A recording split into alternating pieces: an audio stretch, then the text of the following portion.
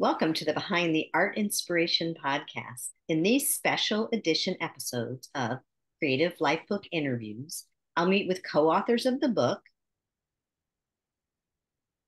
and discuss their creative life hacks. We will also touch on how the book has become a springboard for magic. In this episode, I connect with author, singer, coach, and professor Linda. And Linda, I didn't check how to say your last name. Linda Balliro. Linda Balliro, the author of chapter number 44, Be Brave, B.R.A.V.E., a daily practice to jumpstart your creative practice. I'm your host, Caroline Karp, filming from my Clearwater, Florida studio. Let's get to it. The Creative Lifebook is full of reflections on the art of living a fully expressed life. And it's written by Jessica Hughes, along with 65 thought leaders, wellness experts, artists, and creatives. And the foreword is written by Dr. Joe Vitale. So thank you so much for joining me. It's kind of late for both of us, about 8 o'clock, but we're making it work. And so I met with you briefly right before we came on camera. And I know that you've written another best-selling book and that you are a professor at Berklee College of Music. So tell us how those two things inspired what you wrote in the book as your life hack. Oh, that's a great question. So I've been a singer, performer, and voice teacher for a long time. I had my singing career when I was younger, and I became a voice teacher later in life. So about 39, 40 years old is when I started to teach. And I studied it because I didn't want to be teaching people without knowing what I was doing, because you can't teach someone just to do what you do, because everybody's different. So that was a very serious study, and I was working and teaching at the same time. But what I found out after I wrote my book, and that was out in the world, so to speak, is that I got more questions. So there's nothing like writing a book to ignite your mind for knowing more and understanding more and having more questions in your mind. And so I got very interested in creativity and performance of not just performance like on a stage, but our performance. If we sit down to write, if we sit down to paint, if we sing or play an instrument, they're all performing activities, like physical actions. And I became very fascinated with this. And so I started a master's degree in applied neuroscience with King's College, because I wanted to know more and more about how the mind works, how the brain works, how the mind works. I had studied that on my own for quite a while, and my book was peer-reviewed by neuroscientists, but I didn't really have a formal training in it. So, and that formal training inspired me to think more about these issues that stop us or motivate us or inspire us. And that's how I came to write the chapter in this book, The Creative Lifebook. Yeah, so I was reading your chapter, and there's an acronym that goes along with BRAVE, but one thing that really struck me is the quote that you started with, and I just pulled part of that quote, and it's play like yourself. You could substitute paint like yourself. You could substitute sing like yourself. So I really resonated with that. Yes, I think everybody who's tried to be creative in any way can probably resonate with that. We can thank Miles Davis for sharing that with us. And what he says is you have to play a long time. You have to get a lot of experience before you can learn to play like yourself. And isn't that a shame that we have to do it such a long time? But in the culture we're in the world we're in, we are filled with a lot of we still say we're bombarded with a lot of things from outside of ourselves, right? We're bombarded with culture and family and relationships, and we have all this life experience that we bring to everything we do. And a lot of times that can be something that's trying to dictate how we do things. And in fact, what we're trying to do is always be ourselves. And it's a shame that that's so difficult to do. But when you're putting yourself out into the world, whether it's a painting or a book or a song, if you're putting yourself out in the world, there's that factor of like, ooh, ouch, maybe this is just it's scary. It's scary. And that's where I came to the acronym of Be Brave, because when we look at the way the mind works and we look at the way the brain functions, we find out that the fear system is running the show. And that's because it's a survival tool. Most of the time we don't need it in today's world, but it still functions really well. And the most basic block to our creativity is fear. And sometimes that's unconscious and you don't even know you're scared. You're not sitting there feeling scared, in the traditional sense of the word, but there's this little voice in the back of your head that's interfering with your ability to play like yourself. And what's interesting is that I am also an early childhood educator. So Ooh, yes. that's what my master's degree is in. And I work with 5 children in a little private school by the lake. And here's what I've noticed over the years. If they're aged 4 and 5, they play like themselves, Mm-hmm. right? And they learn through their play, right? And as they get older, because they stay at the same school, there's something that happens developmentally, and there's a shift right around age 6 to 7 where those external things matter more for them. So we're also talking about, neurologically, we're talking about, you're talking about adults, right? And then what age would you say in all your research and in your observation, when does that all set in? I guess it's different for each person, but in a way it would be, but I was actually going to say a little older than you, but I think you're right. I agree with you. I was going to say 8 or 9, but I think 6 or 7 is probably pretty accurate too. But it is influenced from our family and immediate environment. So we have the survival instincts that we all have, and that's a good thing. But how much we allow that to stop us is influenced by our relationships immediately around us. So, there are people who grow up in a family that is extremely supportive and very creative and open and never says no to anything and encourages a lot of ideas and makes the people feel very safe, right? It's about feeling safe. mm-hmm. And then you have a better chance of not having that inability to be yourself from the beginning, because you just stay in it and you don't get blocked. Most people have something, because even if, your family is very safe feeling, you still have to go to school and you still have friends and other people around you and teachers that influence you. And, we can't say what environment is going to cause someone to say, well, maybe I shouldn't quite be myself right now, or maybe I should behave a certain way. That's so individual.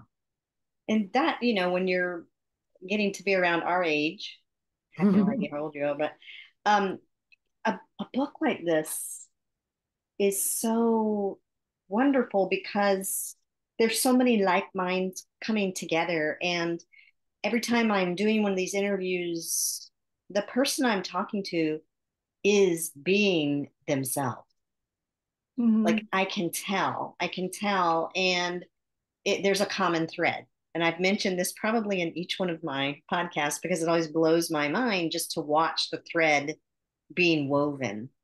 But I agree with you, and I was impressed when I first read the other stories, essays, I call them. When I first read the other essays, I was immediately struck by how much we are all talking about the same themes or very, very similar themes, but from many different perspectives and many different viewpoints. It's so interesting. Yes. So let's go to your acronym. Do you remember what it all stands for? Oh, I'm yes. sure, right? Okay. Why don't you start with it? It's BRAVE.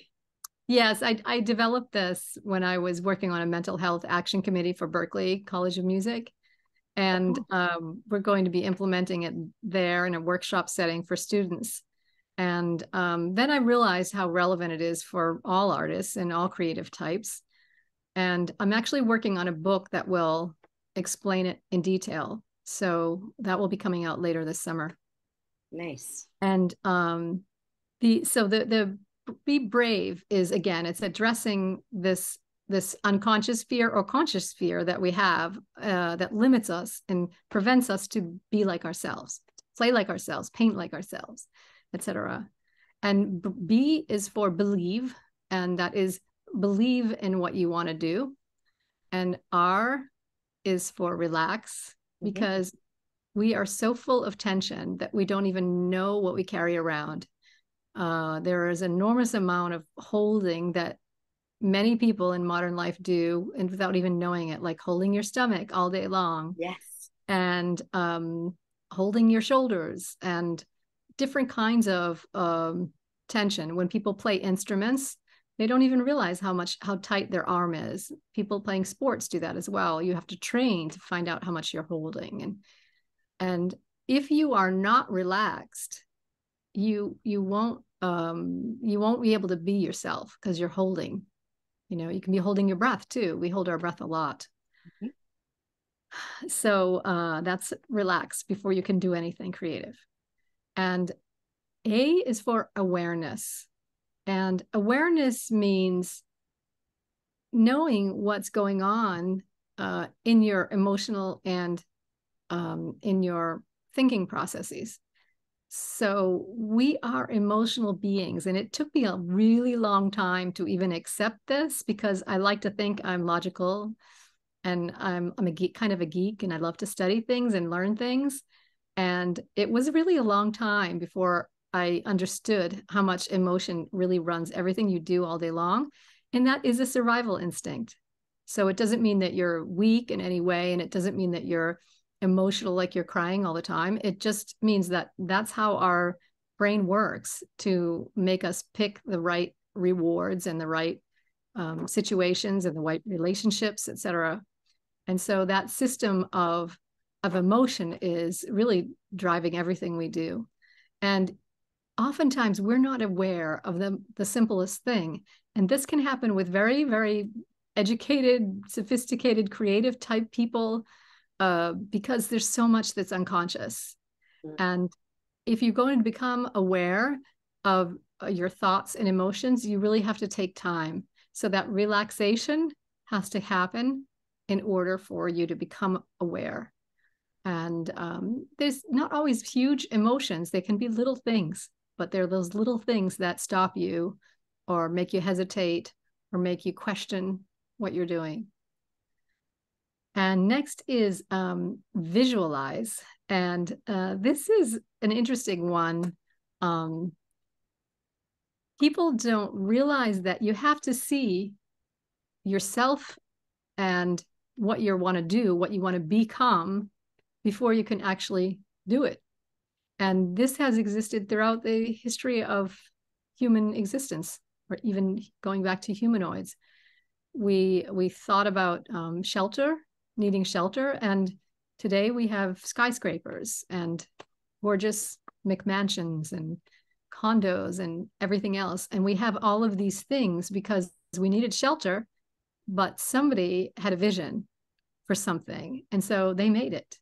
And that's how we function. We have to see it in our mind's eye, and then we do it. And this is something that works for blind people too. So this isn't it's just to do with your eyesight. It's a part of your brain that can imagine things that are not there. And we do it all the time. That's how we have created the society or the cultures that we have. And the last one, E, is enjoy. And enjoy is, again, related to those emotions, because if you are not enjoying something, you will not be creative. You will not be free to play like yourself. And the enjoyment is it's a funny one to find sometimes, because we can be very intense, right? So we can be very intense about a work. We can be very intense about our craft and mastery of the skills that we need to do what we want to do.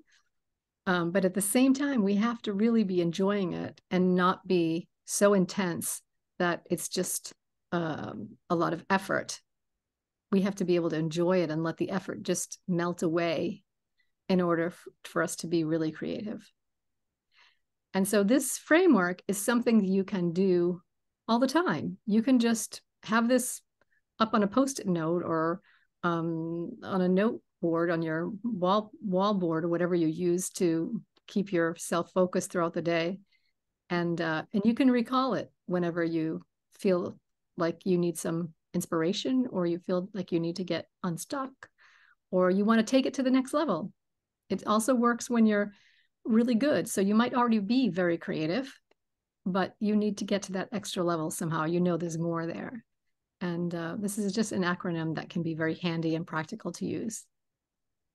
I think it's relevant for all ages too. Yeah. Even the young guys, just to the whole thing. I mean, they certainly know what brave means, and um, in what I'm doing also, I'm teaching reading, right? Oh, And so nice. sometimes they're at the stage of sounding a word out, and so sometimes I'll say, just close your eyes, right? And let's then open your eyes. Let's read the sentence again. What does that word sound like?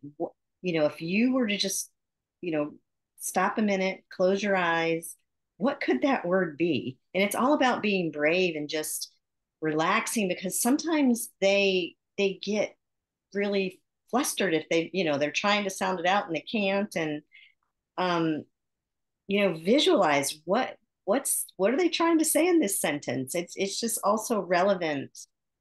It's relevant to so many different aspects in life, right? Yes, it absolutely is. And I love how you talk about it with children, because it's so true. And if we have children who are, will also make a lot of effort, right? Because they have the pressure. They're sitting in the schoolroom and there's pressure from their peers and there's pressure from their parents, and they want to do well in school. And there's all kinds of pressure. And then there's just the frustration when you want to do something and it's just like you can't just do it. It just doesn't come out automatically. You have to work at it. And that's like mastery, right? Mm-hmm. But we shouldn't have that frustration and that effort. There's no reason for it except that's this fear thing in the back of the head, and that makes us make too much effort. So it's fear that makes us over try. So the kids are sitting there and they're really trying really hard, and of course they can't do it. And that's the same thing for singers and musicians. The harder you try, the worse it gets. So you have to relax. Yeah, and one of my sons is a violinist, and he was Mm. playing since he was, I don't know, 5 or 6, and then all the way through to the Georgetown Symphony, right? Wow, And that's fabulous. thanks, you can see how they're tight, sometimes, but then when they start getting into it, their bodies just release and they become Mm-hmm. one with the music, and it's just Mm-hmm. so beautiful to Mm-hmm. watch. I'm Mm-hmm. sure you see that all the time. Yes. If you start to watch professional musicians and singers perform, the good ones are so relaxed. And that is really the difference between uh, being great at something and not being great at something. And And it's that's, natural. for painting as well, because if you're tense, right, that you can't do Yeah. it. If your arm is tense, it's the same thing. It has to be very free flowing. Mhm. And for writing as well, Yeah. when I wrote the book, every time I started to overthink something or try to get something really good, the words stopped coming. Okay, And so where can everybody learn more about you? Because I'm going to add it in the show notes also, but where can okay, people find you? that's on my website at lindaballiro.com. And they can show your book. Oh, You yes. talked about a book. Yeah, so this is my first book. This is, oh, I have the Zoom Yeah. virtual background. So let me see if Being I a can singer. show There it. we go, right there. There we go. There we go. Being a Singer, the Art, Craft, and Science. And you can get it anywhere online or bookstores. And What's interesting about this book is I have a great endorsement here from someone said, who's not a singer, who read the book for me before it was published. And she had this to say that Balliro has created a training manual that is a page turner. I couldn't put it down. Wow. And so it's, it was a great comment from her. She's a Marilyn Atlas. She's a talent and literary manager in Hollywood. And she also produces television shows, and she reads hundreds of scripts all the time for TV shows. So she spends her life hours a day reading scripts. And she said that about my book. And the reason is that I wanted it to be accessible to people. And I wanted people to work on their mind, not just the mechanics of the voice, because it goes together. There's so many times in art, painting, music, and instruments that we separate the craft from the mind, and you can't, because they are the same. They are the same. So I approached the book like as if I were working with a student in private lessons for 3 months. And oftentimes in a lesson, you have to, just like you were doing with the kids, you have to stop and explain something or tell a story to get the person to have a perspective that's going to help them through a block or help them be able to do something more effectively and more easily. And so that's what the book does. There are stories and a little bit about the vocal science, also put in accessible language for folks who are not in colleges or conservatories, and also interviews. So there's some interviews with some young singers. There's an interview with a very established career celebrity singers and Broadway producer and scientists. And between the interviews and the stories and the explanations, it does make you follow along and feel like you're in a conversation with somebody. So, and then there's the training manual is interspersed. So there's exercises, vocal exercises within the book. So fun. I mean, it's talking about geeking out, but I mean, I love reading all about the mind. So We are all fascinated with it. We all want to know the mind. It's fascinating, the human mind. mhm. And it's really funny, but that's why I'm studying neuroscience, and I'm really enjoying it. And I didn't want to study some topics, like I didn't intend to go into the area of mental health, but once I started studying it, it got really fascinating, and I sort of tied it into singing and music and creating art, being creative, and realized that it's all really one thing. Yes. And that's why so many beautiful collaborations are made between artists and musicians. Yes, yes.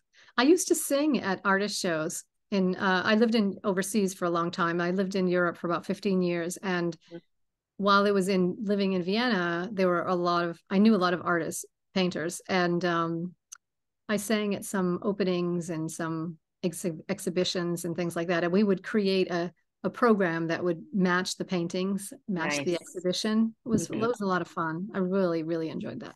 Yes. I've done one of those where I've had a podcast with him. His name is Morgan, where he composed a piece of music on piano to one of my paintings. Oh, wonderful. It was beautiful. Yeah. Wonderful. I look forward to doing Yes. more of those kind of collaborations. But, anyways, Yeah. Yeah. thank you so much for joining me. And thank you, everybody, for watching and listening as I share my love and fun of connection, collaboration, and art. It would be great if you subscribe by hitting the little bell. Being a facilitator of conversation, I pose open ended questions, but I can also just read this book and just let the conversation flow from there.